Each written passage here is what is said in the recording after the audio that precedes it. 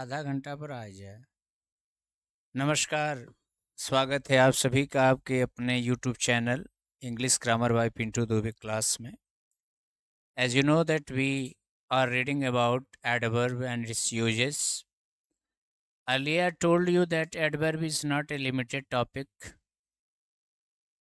ये बहुत ब्रॉड है और इसको पढ़ने के लिए हमें कई वीडियोस बनानी पड़ेंगी। जैसे जैसे हम आगे बढ़ेंगे तैसे तैसे आपको वीडियोस मिलेंगी और नोट्स ज़रूर बनाएं। और आप सबका बहुत तहे दिल से आभार, शुक्रिया, जो आप लगातार अपना प्रेम मुझ तक पहुंचा रहे हैं सब्सक्राइब के द्वारा, वाचिंग वीडियोस के द्वारा। Thanks a lot for that, thank you very much. Let's go on the topic. सबसे पहला यूज हमारा है, सबसे फर्स्ट यूज हम लेंगे यूज ऑफ TOO। टू का अर्थ भी होता है, लेकिन इसका प्रयोग गुण या दोष को व्यक्त करने के लिए किया जाता है ना। जैसे पहला यूज, वह भी मेरे साथ आया है। वह भी मेरे साथ आया है, यूज नंबर 1। तो हम कह सकते हैं he has come, he has come with me, he has come with me too, या he has also come with me।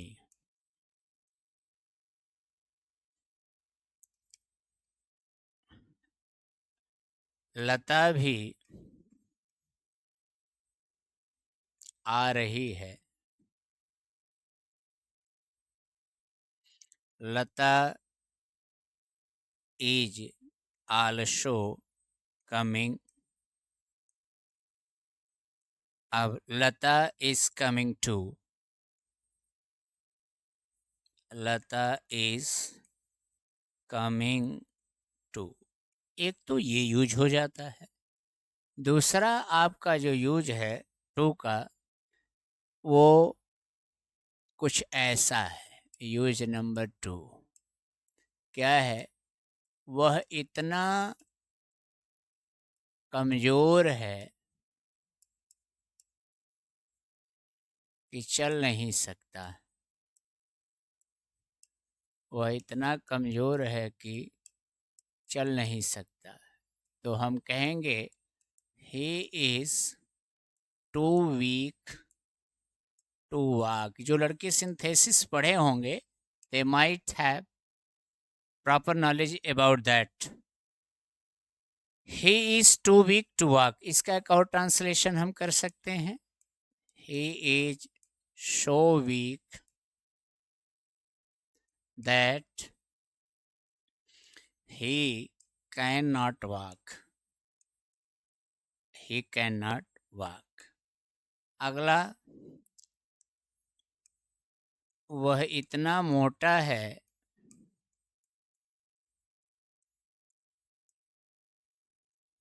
कि दौड़ नहीं सकता।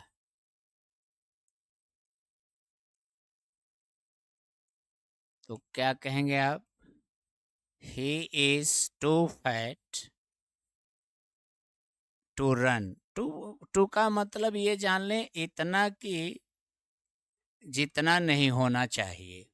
टू का जो अर्थ है भी के साथ साथ ये भी होता है, इतना कि जितना नहीं होना चाहिए। He is too fat to run. अब इसका हम दूसरा ट्रांसलेशन क्या बना सकते हैं? He is so fat that he can not run. ठीक है, I think you are getting me properly.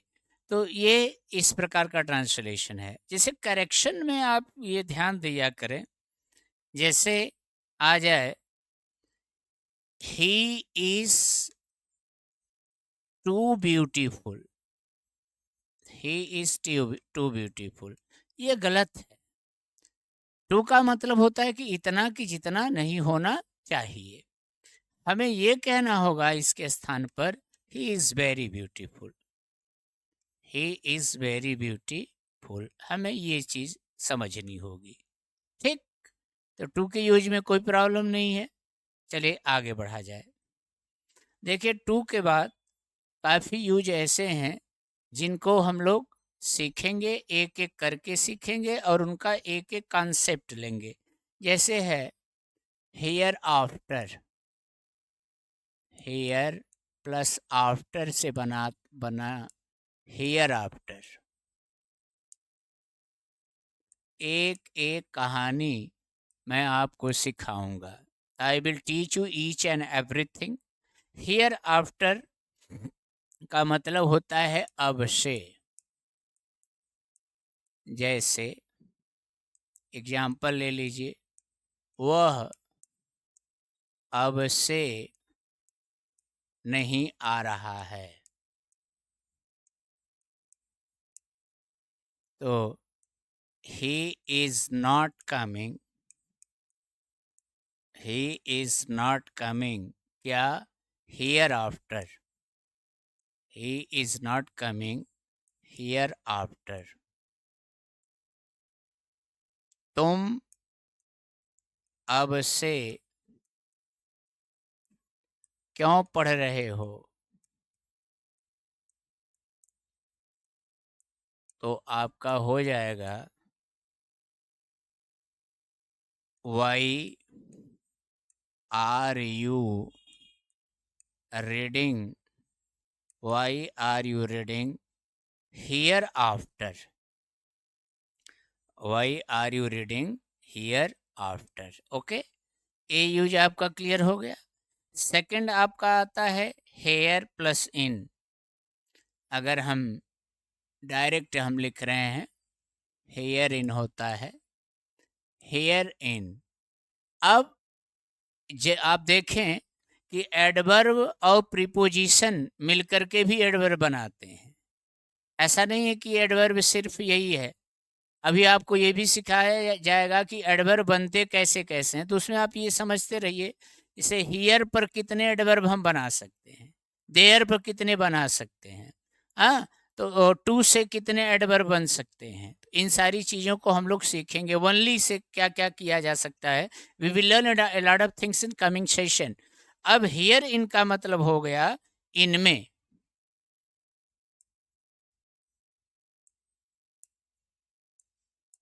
इनमें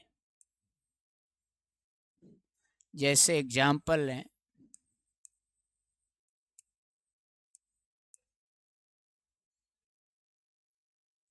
इनमें कोई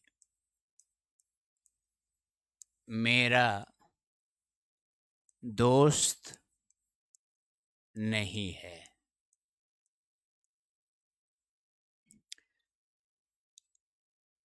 here in their is know my friend, here there is no, here there is no my friend। कहाँ, here in, here in, ठीक। there is no my friend here in। या मैं इसको ऐसे भी कर सकता हूँ, there is no my friend among these, among these। ये इसका कॉन्सेप्ट बन जाएगा ना। अब ये निर्भर करता है कि इसको हम किस सेंस में लेते हैं, वो ट्रांसलेशन आपका बन जाएगा हियर इन। और एक आध एग्जाम्पल अगर आपको कन्फ्यूजन है तो आप ले सकते हैं। इनमें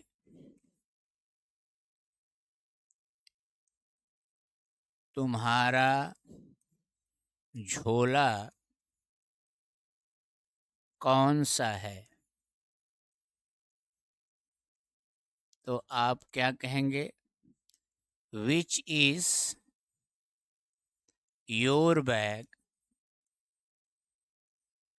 which is your bag here in,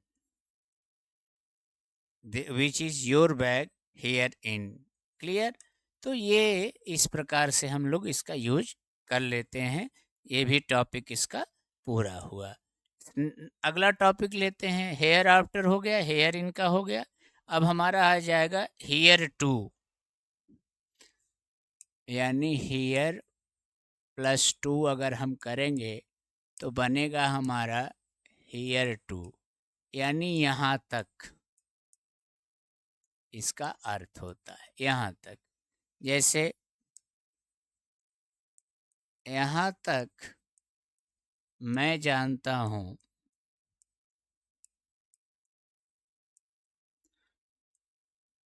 तुम क्या हो,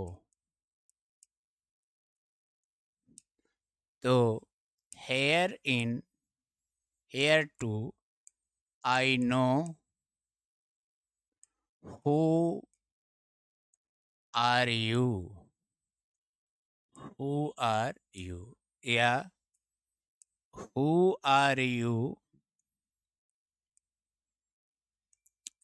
here in, who are you herein I know, who are you herein I no.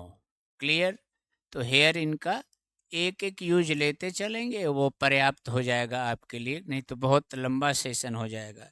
Next आपका हो जाता है hair to four,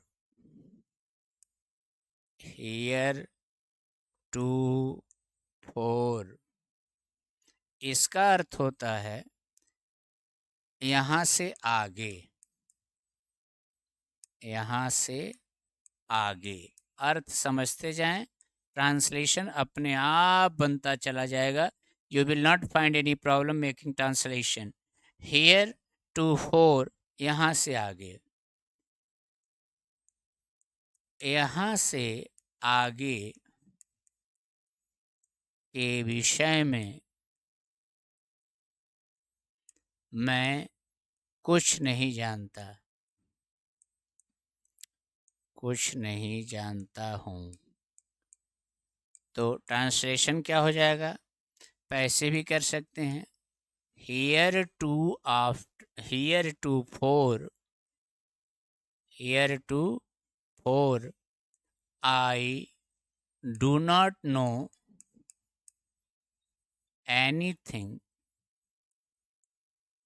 I do not know anything about this matter, about this subject। ठीक? अगर हम और वाक्य लें, यहाँ से आगे कहाँ जाना है, यहाँ से आगे कहाँ जाना है, तो ट्रांसलेशन आप बना सकते हैं where to go, where to four go from, where to go, थोड़ा सा गलती हो गया, यहाँ से आगे कहाँ जाना है, तो where to go, where to go किसके साथ? Heretofore, heretofore, where to go heretofore. Clear है? अच्छा, इसका कंडीशन और यहाँ से आगे का इसका मीनिंग यहाँ से आगे होता है, इसके बारे में जानते रहिए। यहाँ से आगे, आगे मेरा घर है, तो क्या ट्रांसलेशन होगा? There is my house, there is my house heretofore 4। Clear? ये आपका heretofore का यूज हो गया। अब देखिए heretofore के आगे जब हम बढ़ते हैं तो हमारा अगला यूज आ जाता है हेयर ऑफ। हेयर ऑफ,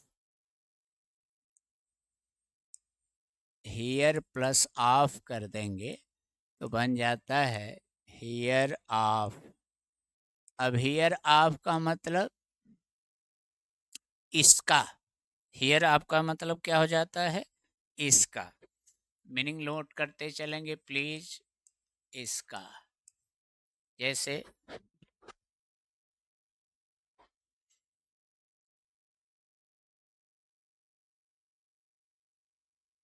इसका तुम क्या करना चाहते हो? इसका तुम क्या करना चाहते हो? तो प्रश्न क्या बनेगा? What do you like to do here of? What do you like to do here of? इसका मैं, इसका मैं अंग्रेजी ठीक करना चाहता हूँ। इसका मैं अंग्रेजी ठीक करना चाहता हूँ। तो ट्रांसलेशन आपका क्या हो जाएगा? I want to improve, I want to improve his English. I want to improve his English hereof, hereof. Okay, एक आपका हेयर ऑफ के दो ट्रांसलेशन हमने ले लिए। हेयर ऑफ के बाद हम आप लोग चलते हैं हेयर अबाउट। हेयर अबाउट, बड़ा ध्यान से देखिएगा, एक एक यूज आपके लिए बहुत कीमती है, कॉइन से भी ज़्यादा कीमती है। इसका अर्थ होता है यहाँ पास में, यहाँ पास में। अब ट्रांसलेशन ले लें। यहाँ पास में क्या कोई गांव है? तो आप क्या कहेंगे? Is there any village? Is there any village hereabout? Is there any village hereabout? या इसी का ट्रांसलेशन हम कर सकते हैं, is there any village, is there any village hereabouts भी होता है, ये ध्यान दीजिए, इसलिए मैंने इसको लिया है। ठीक, एक ट्रांसलेशन हो गया। अब जैसे यहाँ पास में, पास में मेरे पिताजी पढ़ाते हैं, तो ट्रांसलेशन क्या होगा? My father, my father teaches hereabout. My father teaches hereabout. या my father teaches hereabouts भी सही है। ठीक, ये आपका ये कॉन्सेप्ट यहाँ तक हुआ। आगे चलते हैं, अगला लेते हैं इसका यूज हियर का। अगला हमारा यूज है, आगे चलिए, हेयर विथ।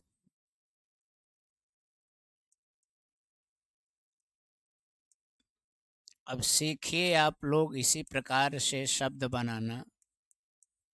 हियर विथ का अर्थ होता है इसके साथ।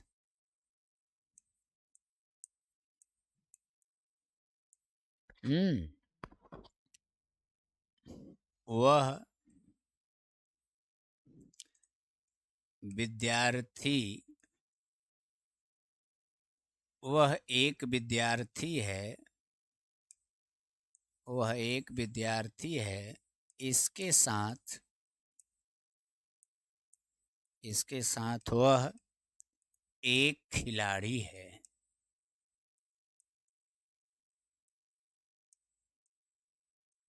तो आप क्या बनाएंगे? He is a student here with, he is a student here with, underline कर रहा हूँ, he is a player, he is a player. जैसे एक और वाक्य ले लिया जाए, मैं एक अध्यापक हूँ, मैं एक अध्यापक हूँ, इसके साथ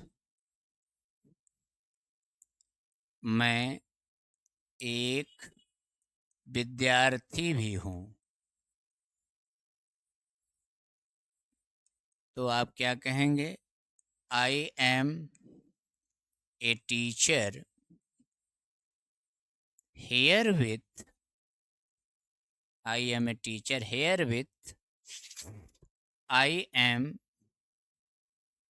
ए student too, student too. Clear? तो ये आपका हेयर विथ का ट्रांसलेशन हो गया।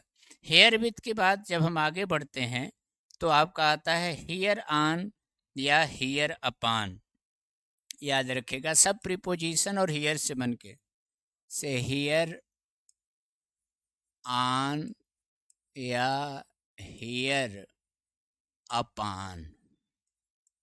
ध्यान दीजिएगा, हियर प्लस ऑन से हियर ऑन बना, हियर प्लस अपान से हियर अपान बना। अब इनका जो मतलब होता है हिंदी में, उस पर हम चलते हैं। इसका मतलब हो जाता है इस पर। जैसे इस विषय पर आप क्या कहना चाहते हैं? ठीक है, तो what do you want to say, what do you want to say hereupon, hereon this subject, hereon this subject. या मैं इसका ऐसे भी कह सकता हूँ, what would you like to say here on, here upon this topic या this subject? आप पर निर्भर करता है आप क्या लेते हैं। ठीक, write down along with me please. लिखते चलें, लिखते चलें, एक एक करके लिखते चलें और महारत हासिल करते चलें। अगला फिर हमारा हेयर के साथ अगला यूज हमारा जो बनेगा, हियर बाई और हियर एट दो बनते हैं। हियर प्लस बाई तो बन जाता है हियर बाई। इसके द्वारा, इसके द्वारा। अब इसके द्वारा तुम, इसके द्वारा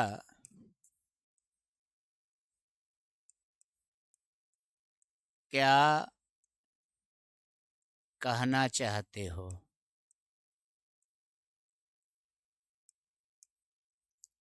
तो क्या हो जाएगा?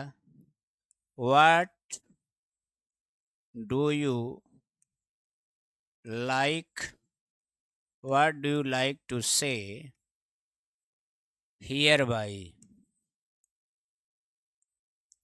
What do you like to say hereby? मैं इसके द्वारा यह गीत लिख सकता हूँ। लिख सकता हूँ क्या हो जाएगा? आई कैन कंपोज, यहाँ पर राइट नहीं, I can compose this song here by, I hear by.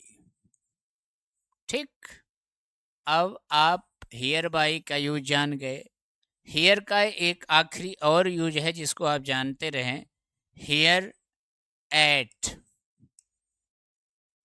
Here plus at, that means hereat. Hereat का मतलब ट्रांसलेशन लें, इस पर, हियर एट। अच्छा, एक और मीनिंग रही थी जिसका यूज हमने इस पर भर किया था, तो उसको को भी आप ध्यान देंगे तो हम लें यहाँ पर से, यहाँ पर तुम्हें कोई नहीं जानता।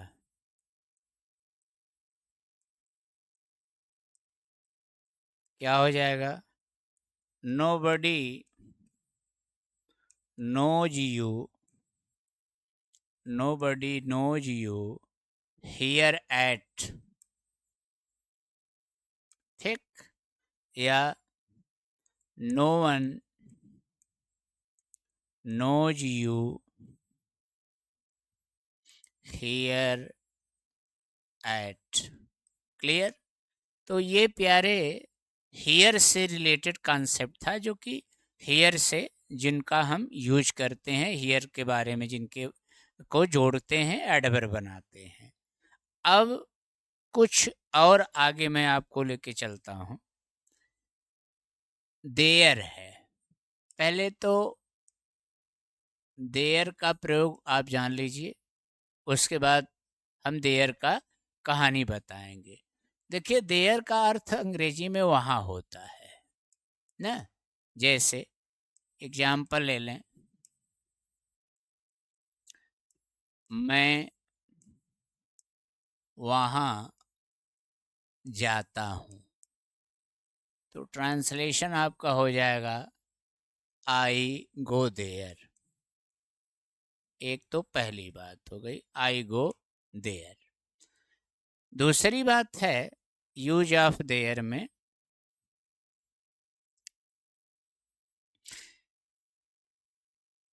It is used as subject, it is use as subject. इसका हम इस्तेमाल कर्ता के रूप में भी करते हैं। जैसे एक राजा था, एक राजा था। अच्छा, दिमाग ये लगाइएगा, अगर था थे थी है हूँ के बाद नाउन आ जाए तो आप आंख मूंद करके उसका सब्जेक्ट देयर लगा सकते हैं। तो आप कह देंगे there was a king, there was a king, बन गया। ठीक, मेरे गांव में, मेरे गांव में एक विद्यालय है, तो आपका ट्रांसलेशन क्या होगा? There is a school in my, there is a school in my village, there is a school in my village. Clear हो गया? अब यूज इसका देयर का तीसरा समझें, चौथा, 3 और 1 हो गया 4। For showing number number show करने के लिए इसका प्रयोग किया जाता है। जैसे कमरे में 10 लड़के हैं, कमरे में 10 लड़के हैं, क्या हो जाएगा? There are 10 boys in the class. There are 10 boys in the class. जैसे बागीचे में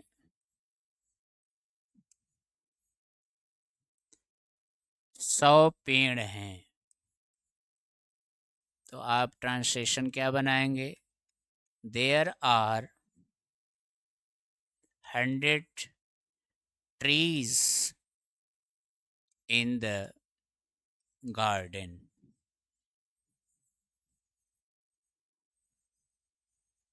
ठीक, ये आपका देयर का यूज हो रहा है। आगे कोई परेशानी नहीं हो रही होगी, आप आराम से इसको लगा सकते हैं। देखिए आगे मात्रा के लिए example number 5, are showing quantity. Quantity के लिए भी देयर का प्रयोग होता है। जैसे गिलास में थोड़ा पानी है, गिलास में थोड़ा पानी है, क्या हो जाएगा? There is little water, there is little water in the glass, there is little water in the glass. ठीक, अगला यूज क्या है? How money, how much, how many, how much के साथ देयर लगता है। ध्यान से देखिएगा बात को। हाउ मेनी हाउ मच के साथ देयर लगता है। जैसे कमरे में कितने लड़के हैं,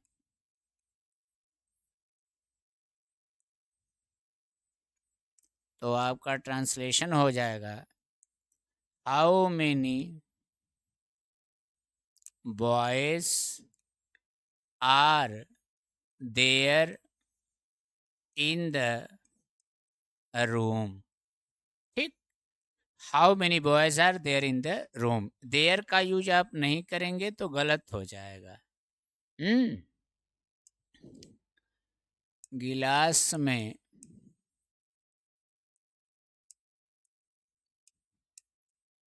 कितना पानी है, गिलास में कितना पानी है। हाउ मच मात्रा के लिए लगता है। How much water, how much water is there in the glass, how much water is there in the glass. कभी कभी एक वाक्य में देयर का 2 बार प्रयोग हो सकता है। जैसे वहाँ कमरे में कितने लड़के हैं, तो आपका ट्रांसलेशन क्या हो जाएगा? वहाँ कमरे में कितने लड़के हैं, how many boys are there in the room there. इस चीज़ को आप ध्यान दें और नोट ये जानते रहें कि हाउ मेनी और हाउ मच का जब हम आंसर देते हैं, हाउ मेनी या हाउ मच का जब हम आंसर देते हैं तो देयर का प्रयोग होता है। We use there. एक उदाहरण लेके मैं समझा रहा हूँ, थोड़ा सा देखेंगे तो बात और अच्छे से समझ में आएगी। अगर मैं ये कह दूँ कि प्रश्न, यहाँ पर क्वेश्चन ले रहा हूँ, कमरे में कितने लड़के हैं? कमरे में कितने लड़के हैं? तो ट्रांसलेशन हो जाएगा, how many boys are there in the room, how many boys are there in the room. अब अगर उत्तर ये आया कि कमरे में 10 लड़के हैं, कमरे में 10 लड़के हैं, तो ट्रांसलेशन क्या हो जाएगा? There are 10 boys, there are 10 boys in the room. तो कहने का मतलब ये है कि प्रश्न भी पूछते समय, उत्तर भी देते समय देयर का प्रयोग किया जाता है। तो ये कहानी हम सबके लिए देयर की है। अब हम लोग थोड़ा सा देयर पर चलें और इसमें सीखें कि देयर से कितने एडवर्ब बनाए जा सकते हैं और कितने एडवर्बों का हम लोग यूज कर सकते हैं। जैसे पहला लेते हैं, देयर इन, यानी देयर के साथ इन जोड़ दिया, तो देयर इन का अर्थ होता है इसमें। ठीक है, देयर इन का मतलब इसमें हो गया। अब इस पर हम लोग ट्रांसलेशन लेंगे और अपने से बनाएंगे।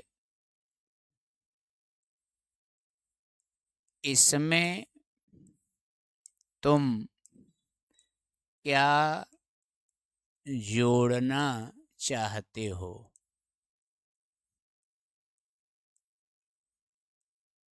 तो क्या हो जाएगा?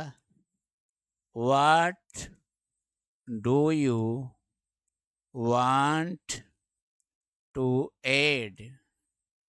What do you want to add therein? What do you want to add therein? Clear? तो यहाँ पर देखिए, इसमें का हमने यूज कर दिया देयर इन का।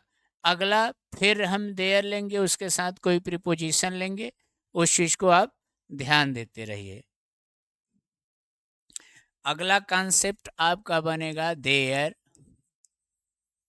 देयर में अगला प्रीपोजिशन ले लीजिए टू, देयर प्लस टू, तो बन जाएगा देयर टू, वहाँ तक। तुम चाहते हो मैं वहाँ तक तुम्हारी सहायता करूं, तुम्हारी सहायता करूं। तो क्या हो जाएगा? यू वांट, यू वांट, तुम चाहते हो कि I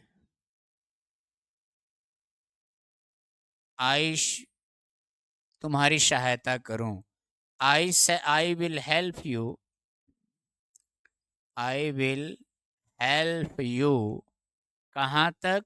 there to, thereto. You want, I would help you there too. You can use would also, you can use should also in place of that. ठीक है, ऐसा बना लेते हैं। एक एक यूज सफिशियंट है ट्रांसलेशन के लिए। अगला हमारा इसमें यूज आ जाता है देयर एट,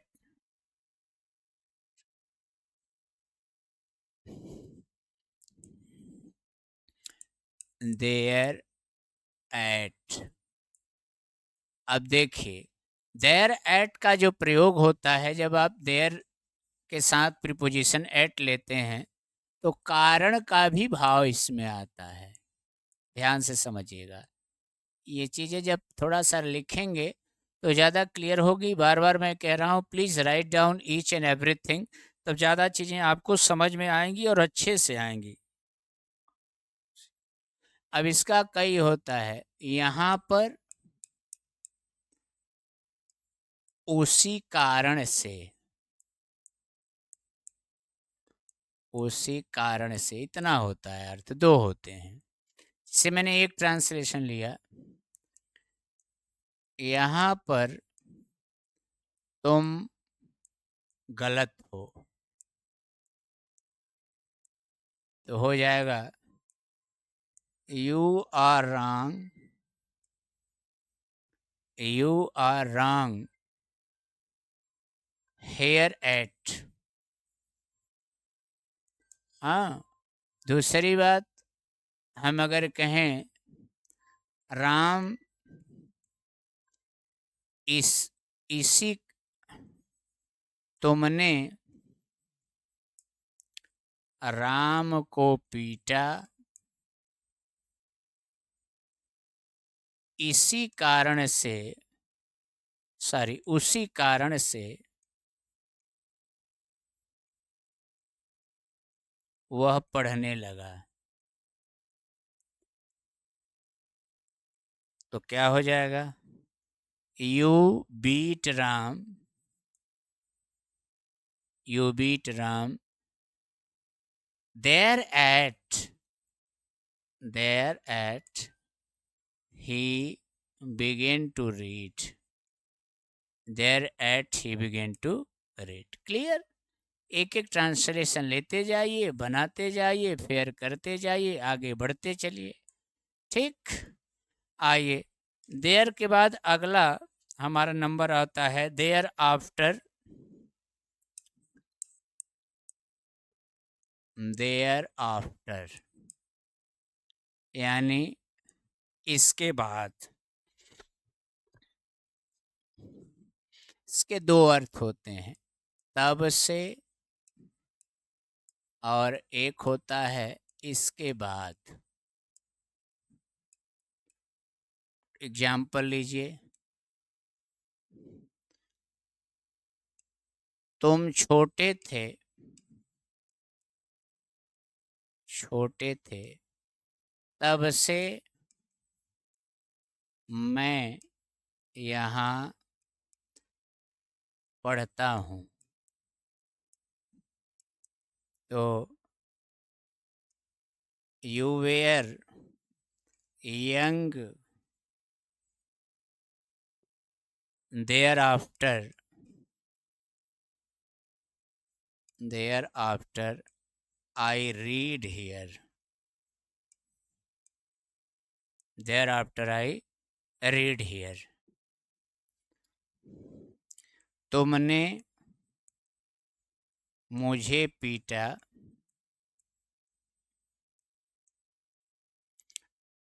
इसके बाद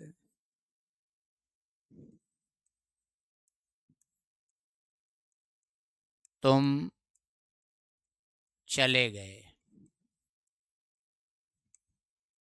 ट्रांसलेशन क्या होगा? You beat me thereafter you went away.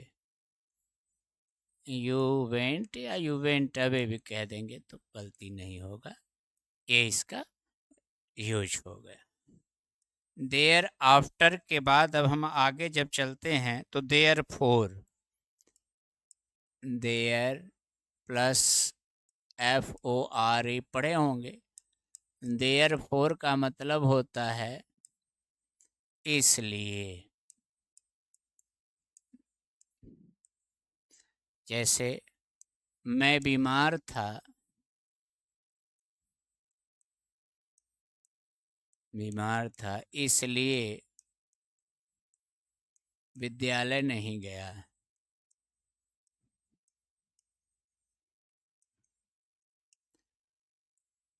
I was ill, therefore I was ill, therefore I did not go to school, I did not go to school। और ले सकते हैं, बारिश हो रही थी,